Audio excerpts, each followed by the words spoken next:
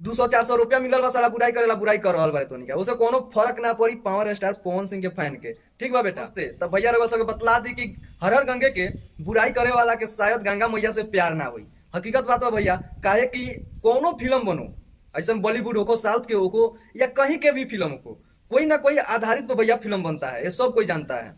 लेकिन भैया ये चुतिया लोग को कौन समझा है कि हर हर गंगे किस आधार पे भैया फिल्म बना है। सब जानता है सब, लेकिन पता नहीं साला कहाँ से घूस खाकर साला हर हर गंगे का बुराई करने आ जा रहा है, सब समझ में नहीं आ रहा है। रउआ सबके बता दी भैया कि व्यू के बात कि हर हर गंगे के व्यू ना आयल, रिस्पॉन्स ना मिलल, अबे हरामी सन तोनी का इतना समझ नहीं के कि लगातार पवन सिंह के गाना आ रहा बा।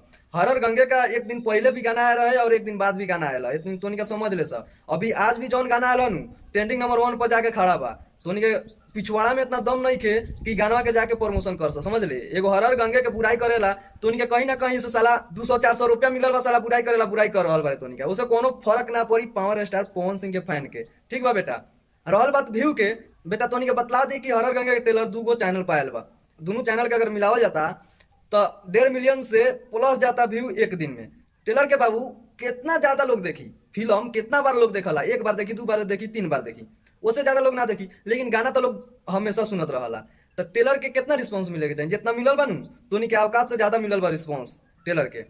आ तोनी के समझ से बाहर बा बेटा कि उ फिल्म में का खासियत बा, बहुत सारा खासियत बा, कौना आधार पर बनल बा यो तोनी के समझ में आवता, लेकिन तोनी का हईबानवे में गोबर भरल बा, ऐसे ज्यादा कुछ ना कह सकता नहीं, गाली ना दे सकता नहीं। तो जितना भी पावर स्टार पवन भैया के फैन बनी हमारे चैनल पर होकर नया, तो वीडियो के लाइक और चैनल के भैया सब्सक्राइब जरूर कर दे। फिर वो सबके अपडेट के चला कमेंट करके जरूर बताएं। मिलता नहीं अगला वीडियो में, तब तक नमस्कार।